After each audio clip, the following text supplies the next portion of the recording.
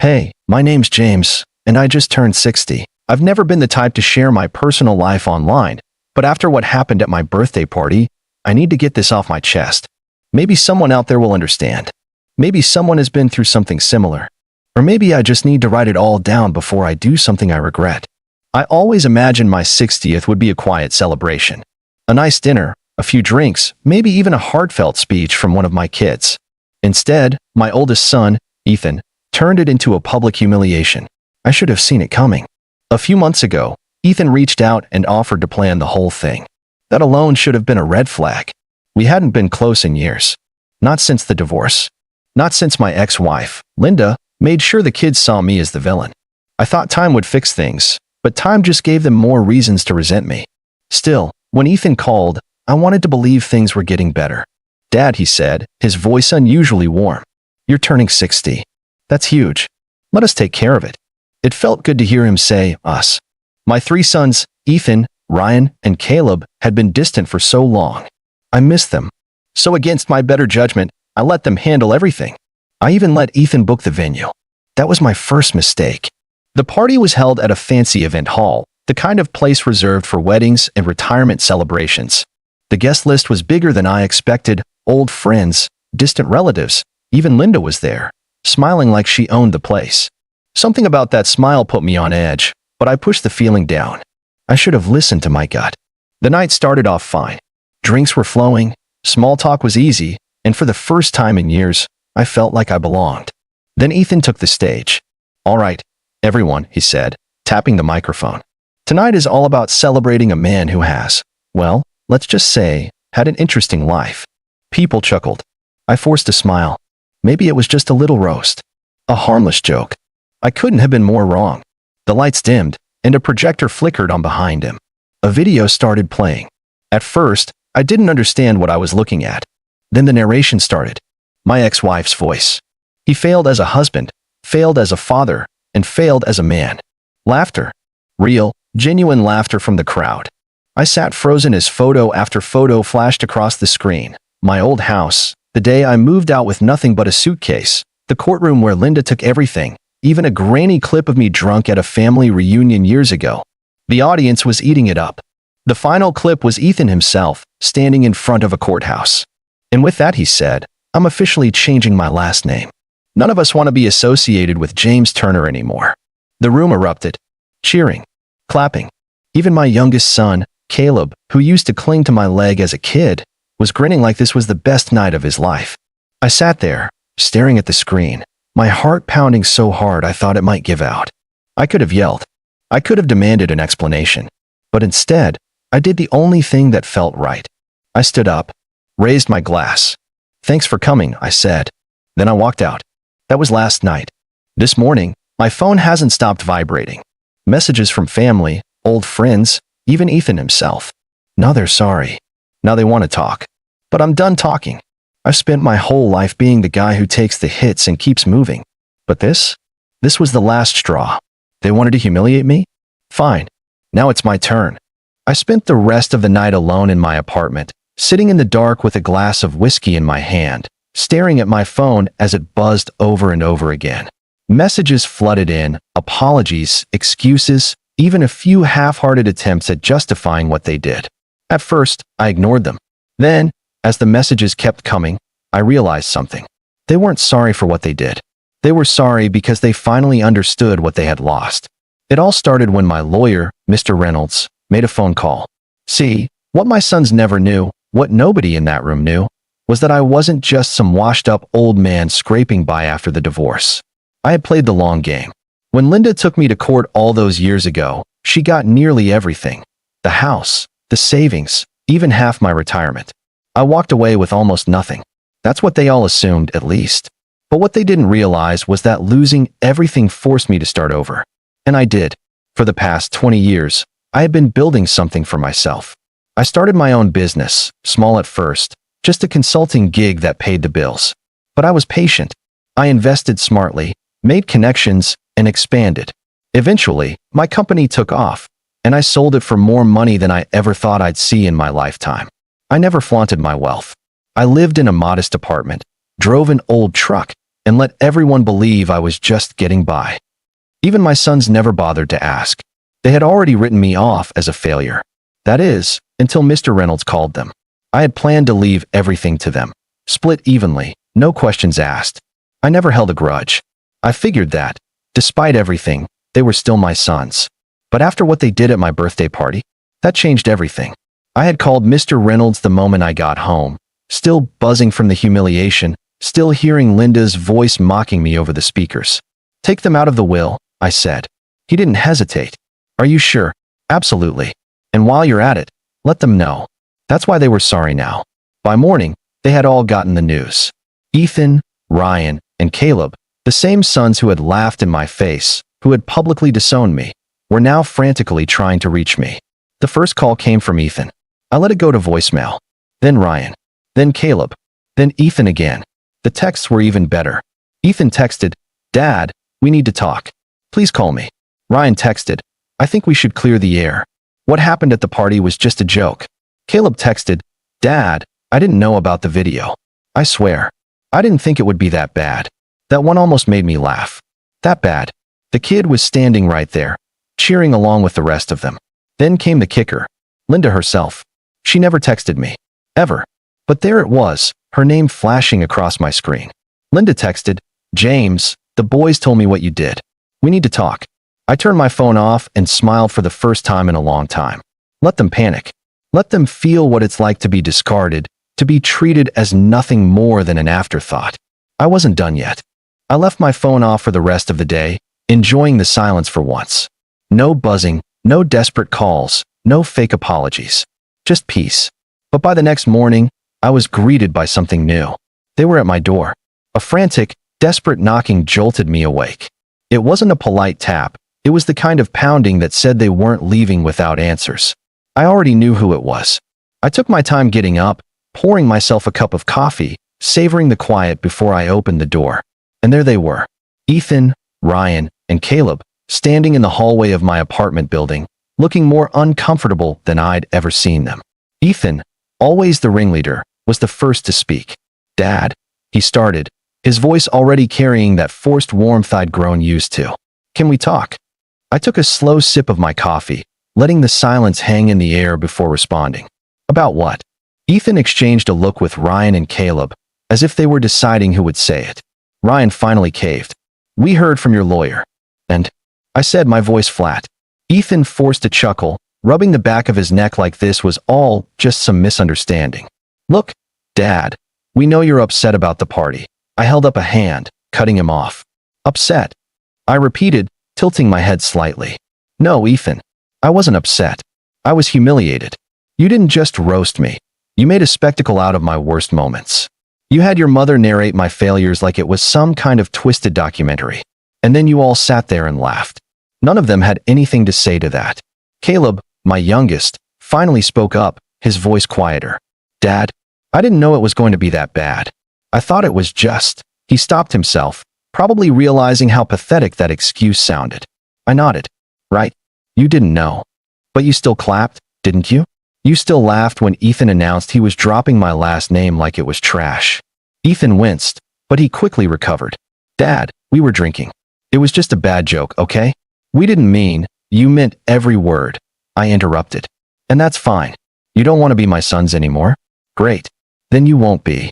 Ryan stepped forward, his expression shifting from guilt to desperation. "Dad, please. You can't do this. We're family." I let out a sharp laugh. "Now we're family? That's funny, because when you stood there and let your mother drag my name through the mud, I wasn't family then. When you changed your last name, I wasn't family then. But now that you've found out you're not getting a dime, suddenly I'm dad again." Ethan, realizing their usual tactics weren't working, tried a different approach. "All right, look. Maybe we went too far. We get it. We're sorry, okay? But cutting us out completely? Come on, Dad, that's extreme." I took another slow sip of my coffee. "Is it?" Ryan threw his hands up. "Yes. Dad, this isn't fair. You have millions. What are we supposed to do?" And there it was. The real reason they were here. Not because they felt guilty. Not because they regretted what they did. Because they needed my money. I stepped forward, lowering my voice. "That's not my problem." Ethan's face twisted in frustration. "Dad, We're your kids. No, I said calmly. You made it clear at that party that I wasn't your father. You're Linda's sons. You're her boys. So why don't you go ask her for money? Caleb, looking panicked, tried one last attempt. His voice cracked. Dad, please. I just bought a house. I have loans. I was counting on that money. I didn't let him finish. You should have counted on me instead. Silence. Ethan, for the first time, looked genuinely nervous.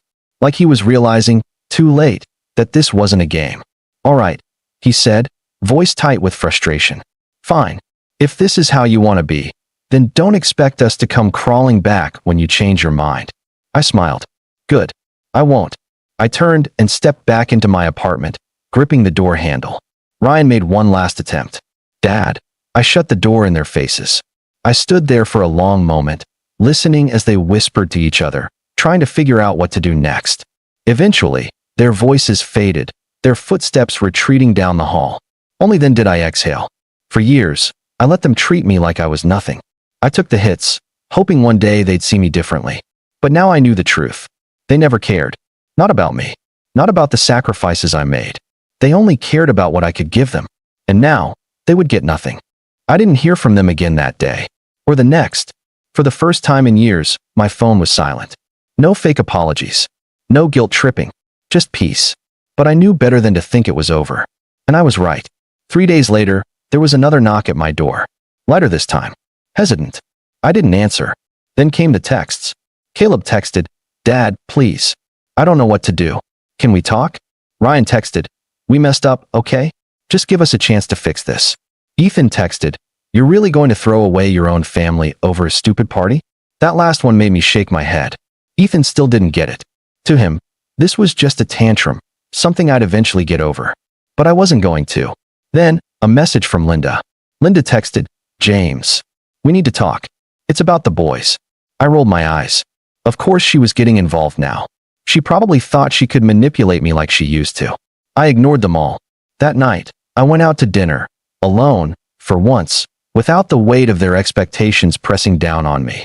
I let myself enjoy a steak, a drink, the quiet hum of a restaurant where no one looked at me like I was a failure.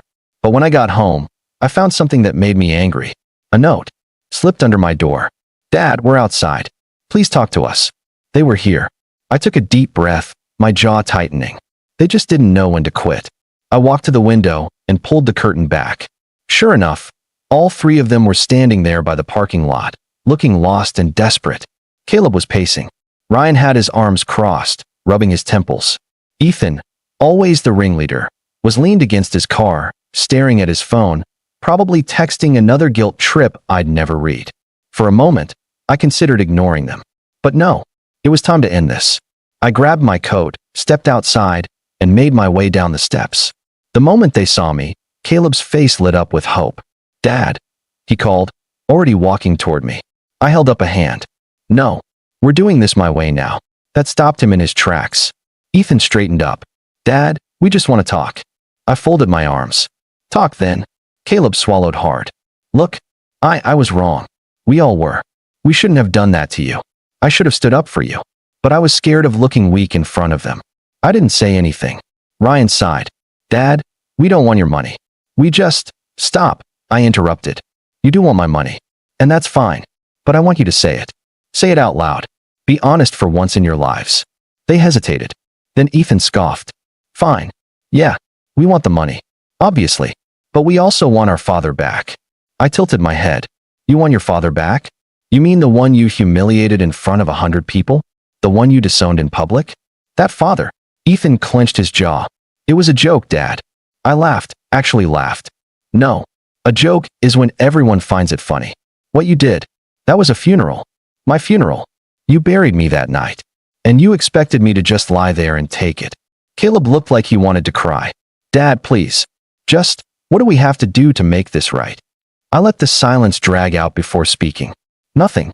Ryan frowned. What? There's nothing you can do, I said simply. This isn't a test. There's no magic phrase that makes this go away. You made your choice. And I'm making mine. Caleb shook his head. Dad, you can't do this. Yes, I can, I said firmly. I already have. Ethan's face darkened. So that's it. You're just gonna cut us off forever. I took a deep breath, looking at each of them. My sons. My family. And I felt nothing. You cut me off first. Ethan threw up his hands, letting out a bitter laugh. Unbelievable. You finally get some money, and suddenly you're too good for us. I shook my head. It was never about the money, Ethan. It was about respect. Something you never gave me. Ryan, the calmest of the three, took a step forward. Dad, let's just take some time, okay? Maybe we can meet in a week. Just dinner. No talk about the will. I stared at him. Did you apologize to me before you knew about the money? He hesitated. That's what I thought. Then, I turned and walked away. Caleb called after me, his voice breaking. Dad, please. I don't want your money. I just don't want to lose you. I stopped in my tracks. For a brief second, I felt something. The old instinct to forgive. To be the father they wanted. But then I remembered that night. The laughter. The humiliation. I kept walking. And I didn't look back. I walked back inside, locked the door, and exhaled. My hands weren't shaking. My heart wasn't racing. I felt free. For the first time in decades, I had no obligations to anyone who didn't deserve my kindness. No more forced smiles. No more pretending everything was fine. I had drawn the line, and they had finally seen it. But I knew they weren't done yet. The texts continued that night. Caleb was the only one still pleading. He sent long messages about how he missed me, how he regretted everything, how he would do anything to fix this. Ryan sent fewer texts but tried a logical approach, asking for another conversation, saying, there must be a way forward. Ethan, predictably, went full rage mode, accusing me of being a selfish old man who only cared about winning. I didn't reply to a single one. And then, 2 days later, the real desperation set in. Caleb showed up at my office. I was coming back from lunch when I saw him sitting on a bench outside the building, head down, hands clasped. He looked smaller than I'd ever seen him. When he saw me, he stood up so quickly he nearly tripped.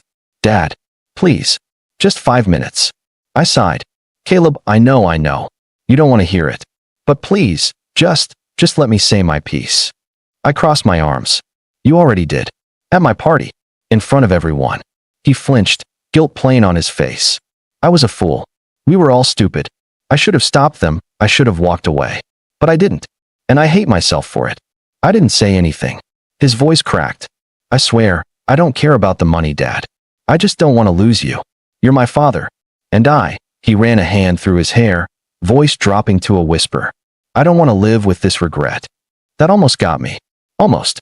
But then I thought about all the years of indifference. The times he let Ethan mock me without stepping in. The way he let Linda poison their minds against me. He wasn't innocent. He was just the least cruel. I sighed. Caleb, I believe you regret it. I really do. But regret isn't enough. You don't get to humiliate someone and then act shocked when they walk away. He swallowed hard. Dad, I don't know how to fix this. I nodded. You don't. His face crumpled. For a moment, I thought he might break down completely. Instead, he just nodded. Okay, he murmured. I get it. And for the first time in his life, he actually did. I turned and walked past him into the building. He didn't follow me. That was the last time I saw Caleb in person. But Ethan? He wasn't done yet. A week later, I got a letter in the mail. Not from him. Oh no, that would have been too mature. It was from a lawyer. Apparently, Ethan believed he had some sort of claim to my estate, despite the fact that I was still very much alive. He cited verbal agreements, which didn't exist, and unfulfilled parental obligations, which was rich, considering he was 30. He even had the audacity to say that excluding him from my will was emotional abuse. I laughed. Actually laughed out loud. I forwarded the letter to my own lawyer and told him to handle it however he saw fit. He sent back a one-line response to Ethan's lawyer. My client is under no legal or moral obligation to include your client in his will. This matter is closed. I never heard from Ethan again. Ryan reached out once more. A single text. I won't bother you again. I just wanted to say I'm sorry. I mean that. I didn't reply. And that was it. No grand reconciliation. No dramatic final confrontation. Just silence. I won't lie and say it didn't hurt. These were my sons. I had raised them, loved them, sacrificed for them. And in the end, they had thrown me away like I was nothing. But you know what? I still had a life. A good life. I traveled. I picked up old hobbies I had long abandoned. I reconnected with old friends who actually appreciated me. And for the first time in decades, I woke up every morning with no weight on my chest. I was free, and I never looked back. So what do you guys think? Was I too harsh? Or was this the only way to finally get the respect I deserved?